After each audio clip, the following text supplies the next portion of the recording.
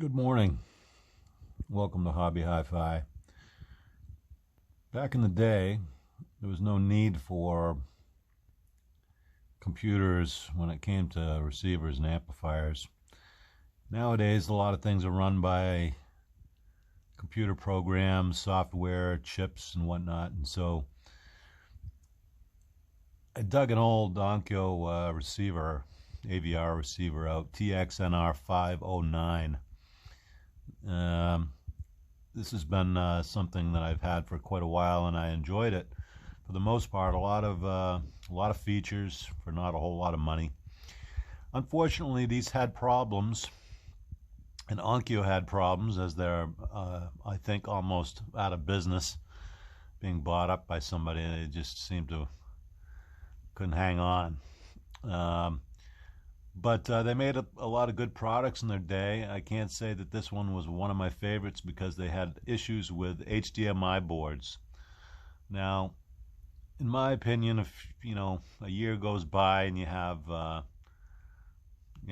couple hundred units returned, then you got to figure out what the problem is and pull all those parts and do a recall and all that. And it took them years to do this.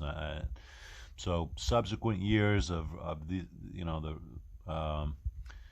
TX-nr series all had issues with HDMI boards, and namely the chip, Texas Instruments chip on the HDMI board itself was probably either a high fault rate or installed improperly. I'm not exactly sure which one. But anyway, the other thing that they had problems with was capacitors. Now, I don't know if the capacitors were only on that HDMI board or not. I suspect so. But anyway, good luck getting an HDMI board, because word on the street is that they will only be available to authorized service centers. So what did I do? Several years ago, I took this into an authorized service center and had all my ducks in a row, brought it in. Weeks, months go by, nothing. And this is a guy that I knew, that I liked. I said, "What's the deal?" And he said, "I'm not able to get the parts. Waiting on this part and all this, and song and dance. A year went by, I think. Finally, I said, "Okay, well, I'll just take it back. Thanks for trying." I don't think I believe much of that BS there. But anyway, I do know that with hundreds or thousands or tens of thousands of units needing HDMI boards, that it's possible that those were in high demand. So today I thought I would pull this one out and check. There was a quick fix available for some of these if you heat that HDMI board up with a heat gun.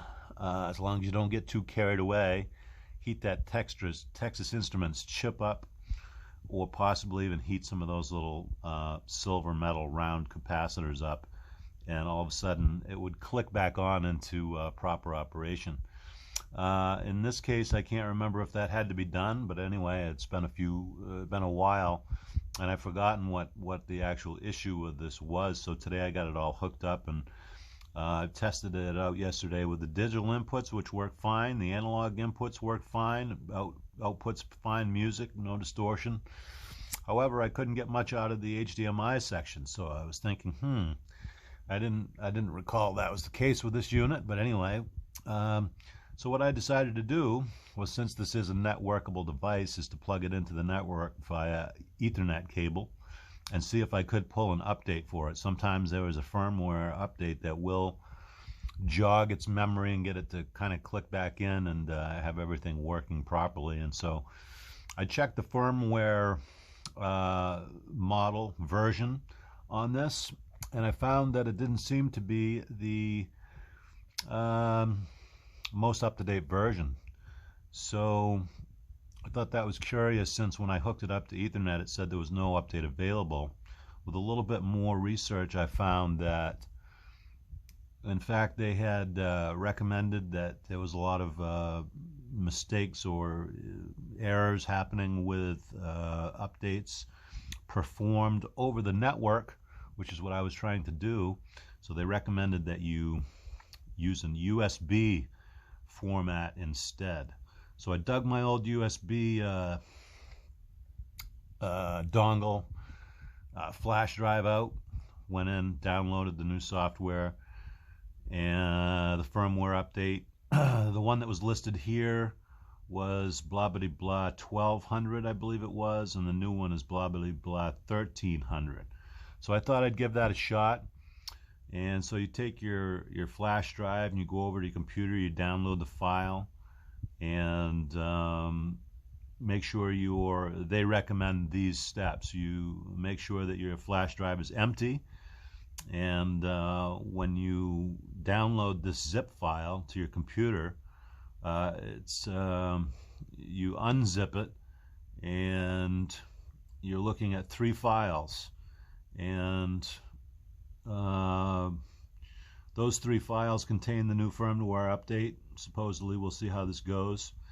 And it also said to make sure not to burn that original zip file onto the particular flash drive that you're using. So previously, as soon as I put this flash drive into my computer, I did notice that I had a folder there. I had 2 folders actually, one of which was the zip file folder, and one of which was a folder that contained those 3 files that are needed for the firmware. So I figured that must have been a mistake, and so hopefully that wasn't a mistake that I had performed on this unit years ago and forgotten about it, and no wonder the HDMI is not working properly. There was a couple other steps that I forgot to mention. Turn off HDMI control. What do they call it? I forget now. Just like four letters. Oh yes, RIHD. Still not quite sure what those represent. But anyway, I turned that off and everything is working. It says it's writing, which is impressive. And we'll see if this comes back. And I may do a quick second blurb on this just to let you know how this turned out. But strange, everything else works on this except for the HDMI. I'm not able to get an on-screen display, and I'm not able to get anything, any music or video out of the output or inputs at all. So anyway, thank you for listening. Hopefully this